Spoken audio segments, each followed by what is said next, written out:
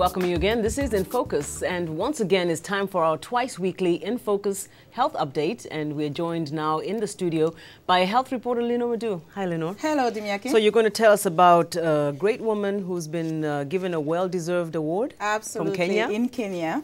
The United Nations in Nairobi has bestowed the 2011 UN Person of the Year Award to an enterprising Kenyan nurse. Pamela Achieng Sombe is the head nurse at Kenya's Unduru Kadero dispensary, located in a remote village of Nyanza province. The facility does not have a delivery ward or even a labor room. The UN office in Nairobi says Nurse Sombe goes above and beyond the call of duty to ensure safe deliveries for women from her neighborhood. She has assisted several women who arrived at the dispensary in advanced labor to deliver safely. She was awarded the Person of the Year honor for advancing the Millennium Development Goals 4 and 5, reducing child mortality and improving maternal health. The first results from a large-scale phase 3 trial of a malaria vaccine is showing some positive signs. The vaccine RTSS provides young African children with significant protection against clinical and severe malaria with an acceptable safety and tolerability profile. Researchers conducted the trial at 11 sites in 7 countries across sub-Saharan Africa.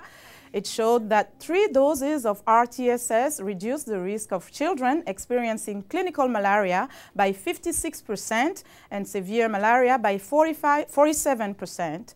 The results were published online in the New England Journal of Medicine. In other medical news, a new study reveals that deficiencies of vitamin B12 might be responsible for declining brain function in some older adults. People normally get plenty of B12 from fish, meat, and dairy products, as well as fortified cereals and supplements, but their ability to absorb the essential nutrient can be blocked by a number of factors.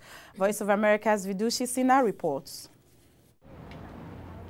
Just as muscles in the body shrink from malnutrition, a new study done on people 60 and older says the human brain starts shrinking when there is not enough vitamin B12 in the body. It's a key component of the neurotransmitters in the brain and part of the nutritional substance, essentially, of the brain cells, of the nerves or neurons in the brain. Dr. Michael Yochelson is a neurologist and the chief medical officer at National Rehabilitation Hospital in Washington.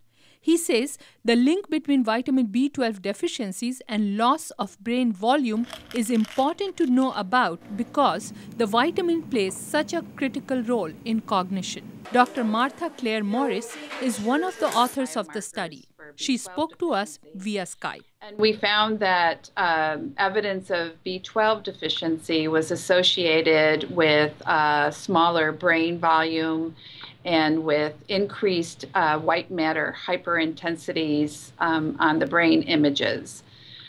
We also found that the markers of B12 deficiency were associated with lower cognitive scores in this sample.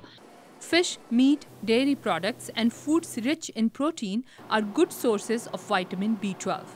Dr. Yochelson notes that plant-based diets, as well as diets high in carbohydrates, are generally lacking in B12. He believes people worldwide should be taking vitamin B12 supplements in the form of pills, injections, or nasal sprays to prevent the kind of brain function loss described in the study. The key takeaways from this is that we probably need to be testing for this very early on because if there is any hope of successful treatment, it's most likely early treatment before somebody develops the cognitive impairment. Dr. Yochelson says the new study should serve as a foundation for more research on younger populations, especially those in Africa, South Asia, and South and Central America, regions with the highest rates of B12 deficiency. Vidushi Sinha, VOA News, Washington. And that's all for today, Timiake. Well, before you go, I want to go back to the first thing you talked about, Nurse Pamela Sombe in Nyanza village, where you actually went and got to see what she does. So this award is no surprise to you. Absolutely. As we were talking about it earlier, I did go to the Nduru Kadero dispensary a couple of years back, and what I saw with this woman was somebody very dedicated.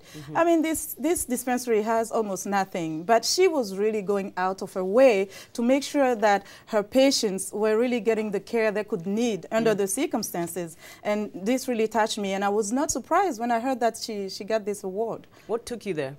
Well, I was reporting on malaria and child mortality. So I was there, I saw her taking care of these children, of these pregnant women, and even the whole community. She was really dedicated. And it's just wonderful that somebody who's working in such a remote place can make a big difference. Make a big difference and also be recognized for their work. Absolutely. Well, thank you so much. All right, that is Linord Moudou, who joins us every Tuesday and Thursday here on In Focus, and as you just heard, always has the latest health news.